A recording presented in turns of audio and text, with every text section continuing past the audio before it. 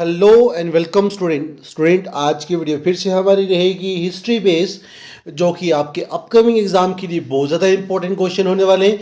तो वीडियो को पूरा देखने के लिए वीडियो के अंत तक बने रहें, सब्सक्राइब करना ना भूलें। तो आज का आपका पहला क्वेश्चन है, Gandhi called for an all India हड़ताल strike to protest against Rowlatt Act on 6 April, ठीक है, 1918, 1919, 1926 या 1925। जल्दी से बताएं इस क्वेश्चन का सही उत्तर क्या होगा।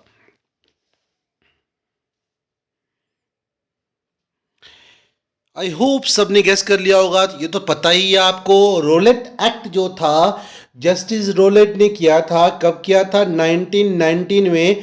और इसी की वजह से जलियांवाला बाग कांड हुआ था। ठीक है, तो इसका जो राइट आंसर होगा स्टूडेंट वो है बी। ठीक है, इसका आंसर यही रहेगा। चलिए नेक्स्ट क्वेश्चन पे। क्वेश्चन नंबर 60 आपके सामने है। जल्दी से इसका आंसर देने की कोशिश करें। क्वेश्चन क्या कह रहा है कि at Jallianwala Bagh meeting dash order the troops to open fire. बहुत ही इजी क्वेश्चन है। अगर थोड़ा सा भी आपने अच्छे से पढ़ा है तो आप इसका आंसर दे सकते हैं। देखते हैं कितने लोग इसका सही से आंसर देने की कोशिश करते हैं। ठीक है, मैक्सिमम लोग तो डेट याद रखते हैं। तो किसने मीटिंग के टाइम पे फायरिंग का ऑर्डर दिया था इनमें से? क्या वो बैन था, इरविन था, डायर था या मोंटेग्यू था? जल्दी से बताइए। जल्दी से इसका सही आंसर बताने की कोशिश करिए। तो सबको पता होगा इसका सही आंसर। तो इसका आंसर है Dyer. C is right answer for this question. चलिए नेक्स्ट क्वेश्चन पे। नेक्स्ट क्वेश्चन आपके सामने है। जल्दी से इसका भी आंसर देने की कोशिश करें। क्या कह रहा है इसका क्वेश्चन? क्या कह रहा है कि the inquiry committee on Jallianwala Bagh incident was headed by. Inquiry committee on Jallianwala Bagh जो था, ये इंसिडेंट कौन हेड कर रहा था? मतलब जब जलियांवाला बाग कांड हुआ, ठीक है, उसकी इंक्वायरी के लिए कमेटी बिठाई गई। ठीक है, वो आप कमेंट बॉक्स पे कमेंट करके बताएंगे कौन सी कमेटी थी। सबको पता होगा, बहुत ही इजी है। ठीक है, चलो बता ही देता हूँ। उसका नाम था हंटर कमीशन। ठीक है, याद रहेगा आपको, बड़ी बार क्वेश्चन पूछा गया इसके ऊपर भी। ठीक है, तो उस कमेटी को मतलब कौन हेड कर रहा था ये बताइए आप। ठीक है, डायर था, इरविन था, हंटर था या फिर साइमन था? जो मैंने आपको अभी बताया कि इंक्वायरी करने के लिए जलियांवाला बाग कांड को, ठीक है, जो कमेटी बनाई थी उसका नाम था हंटर कमीशन। तो इसी से तो इसका नाम होगा। हेड के नाम से मैक्सिमम टाइम नाम पड़ता था। तो इसका आंसर ना मेरे हिसाब से क्या होगा? सी होगा। तो सी इसका राइट आंसर ही है, याद रखिए। चलिए नेक्स्ट क्वेश्चन पे। कहते हैं new lamps for old was written by. ठीक है, the new lamps for old was written by. इनमें से किस आदमी ने ये लिखा है? New lamps for old book लिखी है। जल्दी से बताएं कौन इस बुक का राइटर था? विपिन चंद्र पाल, औरगोविंद घोष, विजय तिलक या अश्विनी कुमार? इन सब में से कौन सा इसका सही आंसर होगा? जल्दी से कमेंट करने की कोशिश करिए इसका आंसर। देखते हैं कितने बच्चे सही आंसर करते हैं इसका। तो आई थिंक सबको पता होगा। तो इसका जो राइट आंसर है वो B, Aurobindo Ghosh is the right answer for this question. चलिए नेक्स्ट क्वेश्चन पे। नेक्स्ट क्वेश्चन आपके सामने है, इसका भी जल्दी से आंसर देने की कोशिश करिए। क्वेश्चन नंबर 63 क्या कह रहा है? द खिलाफत मूवमेंट वाज ऑर्गेनाइज्ड बाय। इस खिलाफत मूवमेंट को किसने ऑर्गेनाइज किया था? जिना, ठीक है, मौलाना अब्दुल कलाम आज़ाद, अली ब्रदर या आगा खान? जल्दी से बताएं। सबको पता होगा इसका आंसर। तो इसका आंसर है स्टूडेंट वो है Ali brother. C is right answer for this. ठीक है, खिलाफत मूवमेंट किसके लिए की गई थी ये जल्दी से बताएं, और किसके बाद की गई थी? ठीक है, जब वर्ल्ड वार शुरू हुआ तो वर्ल्ड वार में इन्होंने जो कैलिफ थे, टर्किश कैलिफ, उनकी पावर को छीन लिया था। उनकी पावर को रीगेन करवाने के लिए एक मूवमेंट शुरू की गई अली ब्रदर के द्वारा। ठीक है, शौकत एक का नाम था, दूसरे का मुझे याद नहीं है। ठीक है, तो याद रखें। तो उन्होंने ये मूवमेंट शुरू की थी ताकि उनके जो कैलिफ से उनकी पावर को वापस दिया जाए, ठीक है, ब्रिटिशर द्वारा। इसलिए ये मूवमेंट शुरू की थी। ठीक है, याद रहेगा आपको। आगा खान किसके फाउंडर थे? जल्दी से बताएंगे आप। ठीक है, 1906 में वो चीज़ बनी थी। जल्दी से बताएं। तो आगा खान ना मुस्लिम लीग के फाउंडर थे, ठीक है, याद रहेगा आपको। उसके बाद साथ में खिलाफत मूवमेंट कब स्टार्ट हुई थी, जल्दी से बताएं, कमेंट बॉक्स पे कमेंट करके बताएं, बहुत ही इजी है। चलिए नेक्स्ट क्वेश्चन आपके सामने है, इसका भी जल्दी से आंसर दीजिए। Khilafat movement was organised to protest against the injustice done to, ठीक है, किसके मतलब किसके खिलाफ, इनजस्टिस के खिलाफ, कहाँ पर इनजस्टिस हुआ था जिसके खिलाफ ये मूवमेंट स्टार्ट की गई थी, वो बताइए आप। क्या वो पर्शिया था, टर्की था, अराबिया था या इजिप्ट था? जल्दी से कमेंट बॉक्स पे कमेंट करिए इसका राइट आंसर। बहुत ही ईजी है, अभी जस्ट बताया था मैंने, टर्की के कैलिप, ठीक है, याद है अभी मैंने आपको बताया था। तो इसका आंसर क्या रहेगा? B. B is the right answer for 64 question number. चलिए नेक्स्ट क्वेश्चन पे स्टूडेंट। नेक्स्ट क्वेश्चन भी आपके सामने है, जल्दी से आंसर दीजिए। 65 का कह रहा है कि who among the following was popularly known as frontier Gandhi. इनमें से कौन सा आदमी ऐसा था जिसे लोग पॉपुलरली किस नाम से पुकारते थे या जानते थे? फ्रंटियर गांधी के। वो कौन था? हजरत मोहानी, मौलाना अबुल कलाम आज़ाद, या फिर खान अब्दुल गफ्फार खान, या फिर इकबाल खान? जल्दी से बताइए इनमें से क्या इसका राइट आंसर होगा, ठीक है। तो राइट आंसर आप याद रखेंगे C, Khan Abdul Ghaffar Khan is the right answer for this question, ठीक है, याद रहिए। चलिए आप नेक्स्ट क्वेश्चन पे, which Indian mass movement began with the famous Dandi march of Mahatma Gandhi.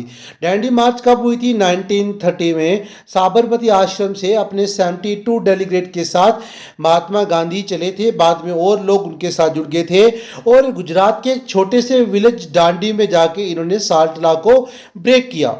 कब? 1930 में, ठीक है। एक मुट्ठी पर साल्ट बनाकर साल्ट लॉ ब्रेक करके वहीं पे इन्होंने अनाउंस किया था एक मूवमेंट को, ठीक है, एक इंडियन मास मूवमेंट को।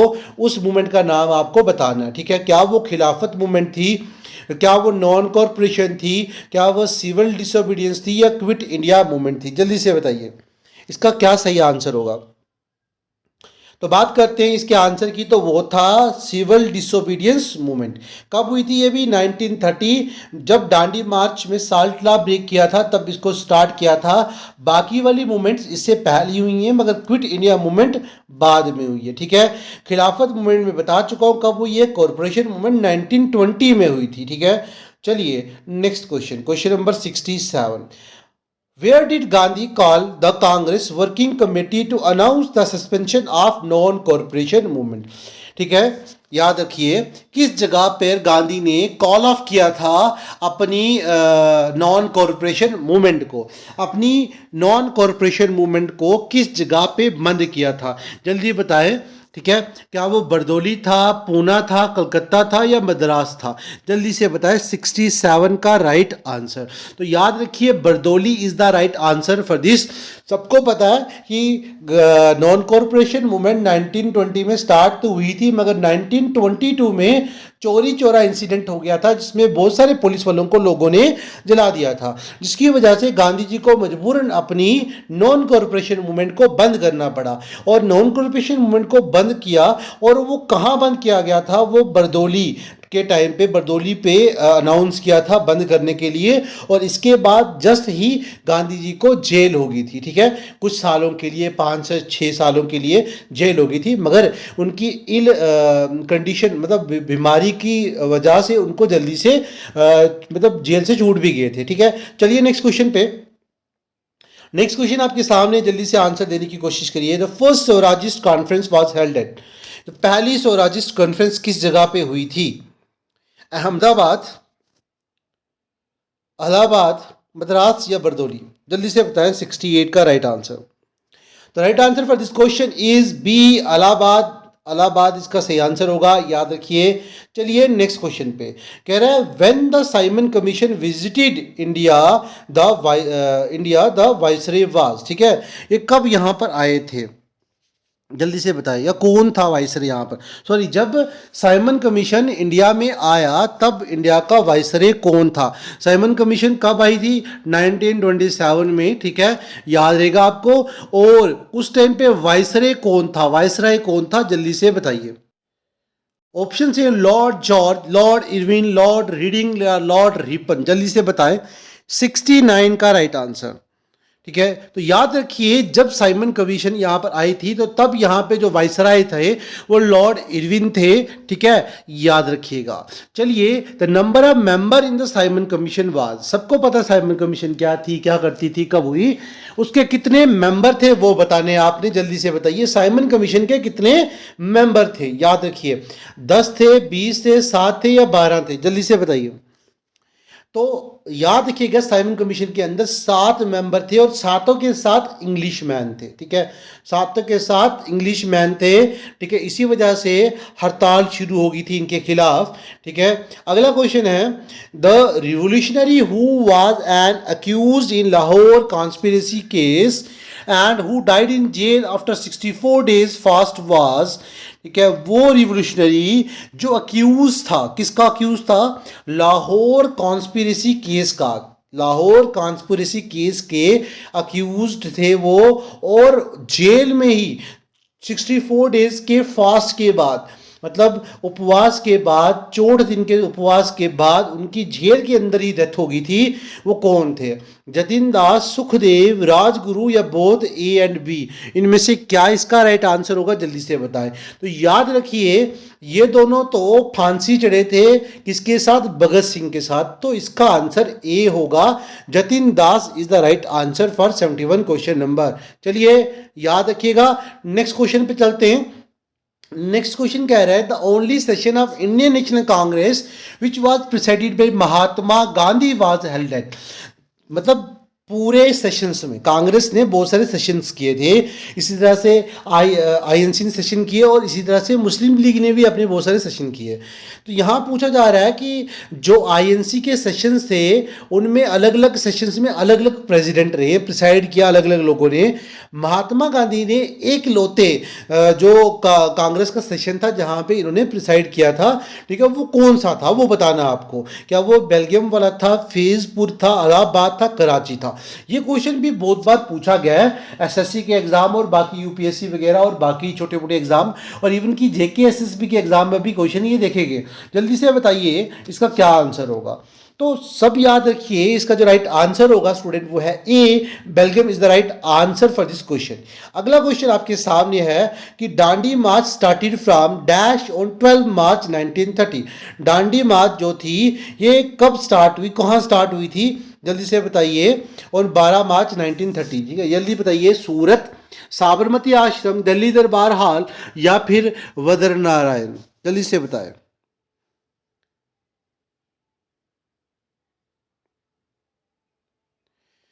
आई होप सबको पता होगा इसका आंसर, सबने गेस कर लिया होगा। तो बी मैंने बताया था। ये जो डांडी मार्च थी स्टार्ट कहाँ से हुई थी, 12 मार्च को स्टार्ट हुई थी साबरमती आश्रम से। गांधी जी 72 डेलीगेट्स के साथ वहां से निकले थे, ठीक है, और जाके पहुंचे थे डांडी गुजरात में, याद रहेगा आपको, खत्म गुजरात में हुई थी और डांडी जगह था, उस जगह का नाम डांडी था, याद रखे। अगला क्वेश्चन है, which among the following is called Magna carta of English education. किसको इंग्लिश एजुकेशन का मैग्ना कार्टा इस नाम से पुकारा जाता, जल्दी से बताइए। क्या वो वुड डिस्पैच था, हार्टुक रिपोर्ट थी, मैकुलर मिनट था या नन ऑफ द अबो, जल्दी से बताएं। 74 का राइट आंसर। तो याद रखिए वुड डिस्पैच इसके लिए सही उत्तर होगा, सही आंसर है A, Wood Dispatch is the right answer for this question. अगला क्वेश्चन आपके सामने है, जल्दी से आंसर दीजिए। नेक्स्ट क्वेश्चन कह रहा है कि Lucknow pact was signed in. Lucknow pact कब साइन हुआ था, जल्दी से बताएं। 1909, 1916, 1919 और 1922, जल्दी से बताइए। लखनऊ पैक्ट कब साइन किया गया, 1909, 1916, 1919 या 1922 को, जल्दी से बताइए। सबको पता होना चाहिए लखनऊ पैक्ट बहुत ही इंपॉर्टेंट है, 1916 में हुआ था। ये इंपॉर्टेंट क्यों है, क्योंकि यहां पर प्रेशर डालने के लिए ब्रिटिश गवर्नमेंट के ऊपर दोनों ने हैंड शेक किए। अब कौन सी दोनों ने हैंड शेक किए होंगे, एक तो आईएनसी और दूसरी मुस्लिम लीग, दोनों ने हैंड शेक कर लिया। इकट्ठे होके ब्रिटिश गवर्नमेंट के ऊपर प्रेशर डालने की बात की गई और एक चीफ आर्किटेक्ट बनाया गया जो सरोजनी नायडू ने जिना को सौंपा था, ठीक है, कि हमने क्या क्या करना है और क्या क्या यहाँ पर आपकी डिमांड्स पूरी की जाएंगी, वो सब कुछ करके उनको सौंपा गया था। ठीक है, अब बात यहाँ पर क्वेश्चन अराइज होता है कि जिना की एंट्री कब होती है। जिना पहले मेंबर थे आईएनसी के, तो मुस्लिम लीग में कब ज्वाइन हुए, 1913 में हुए थे, याद रखिएगा। ठीक है, याद रखिए।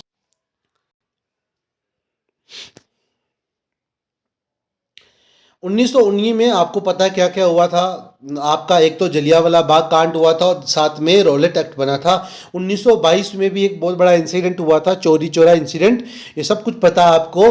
और 1909 में क्या हुआ था, मोर्ले मिंटो रिफॉर्म हुआ था, मोर्ले मिंटो रिफॉर्म, जिसमें पहली बार मुस्लिम लीग की डिमांड को माना गया था, सेपरेट इलेक्टोरेट की डिमांड को माना गया था।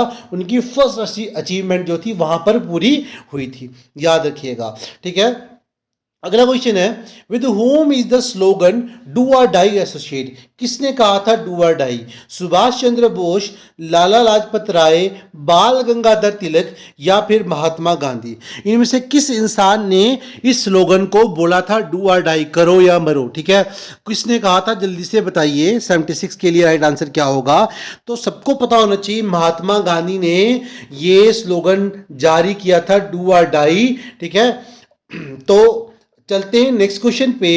चलिए नेक्स्ट क्वेश्चन पे कह रहा है कि under which document the separate electorate was granted for Muslim. ठीक है, अभी जस्ट मैंने बताया था वो कौन सा डॉक्यूमेंट था जिसके मुताबिक सेपरेट इलेक्टोरेट की डिमांड को पूरा किया गया था मुस्लिम लीग की, याद रखिए, बताइए जल्दी से। क्या वो साइमन कमीशन थी, कम्युनल अवार्ड था, मोर्ले मिंटो रिफॉर्म था या फिर मोंटे क्लेमफर्ड था, जल्दी से बताइए। आई होप सबको पता होगा इसका आंसर, मैंने जस्ट अभी ऊपर आपको इसके बारे में बताया था। तो इसका आंसर था सी। ये कब हुआ था, 1909 में हुआ था। ठीक है, तो ये डिमांड पूरी की गई थी। और इसके बाद आईएनसी जो थी वो बाद में जाके पहले टूट चुकी थी और बाद में मुस्लिम लीग जो थी वो पूरी तरह साथ देना शुरू कर गई थी ब्रिटिश गवर्नमेंट का, पहले भी दे रही थी, बाद में और ज़्यादा। ठीक है, और ये क्लेमफोर्ड रिफॉर्म कब हुआ था, ठीक है, ये हुआ था 1919 में। ठीक है, याद रखिएगा। चलिए, कह रहे who said the Congress people are hungry for post. ठीक है, ये स्लोगन नया नया दिखेगा आपको, किसने कहा था कि कांग्रेस पीपल जो थे या वो हैं हंगरी, किसके लिए, पोस्ट के लिए। वो सारा काम किसके लिए कर रहे हैं, अपनी पोस्ट हथियाने के लिए। इनमें से कौन था, गोपाल कृष्ण गोखले, बीजी तिलक, ठीक है, बाल गंगाधर तिलक, विपिन चंद्र पाल या बंकिम चंद्र चटर्जी, जल्दी से बताइए। 78 के लिए राइट आंसर कौन होगा, किसने ये बात की गई थी। तो ये बात कहने वाला इंसान था B, Bal Gangadhar Tilak is the right answer for this question.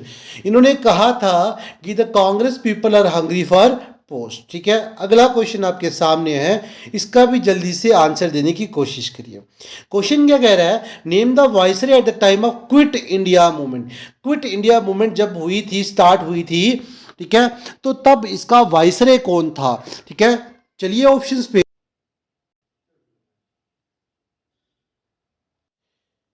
आपके पास ऑप्शंस थे स्टूडेंट, क्या थे, Lord Linlithgow, Lord Wavell, Lord Reading, Lord Mountbatten, जल्दी से बताइए। ठीक है, तो आंसर था इसका A, Lord Linlithgow is the right answer for this question. ठीक है, क्विट इंडिया मूवमेंट के टाइम पे जो वाइसराय थे वो यही थे, याद रखिएगा। चलिए नेक्स्ट क्वेश्चन पे आपके सामने है, कह रहा है कि होम रूल लीग जो थी 1915 में हुई थी, ये क्वेश्चन ये बन गया आपका, कब हुई थी, 1915 में।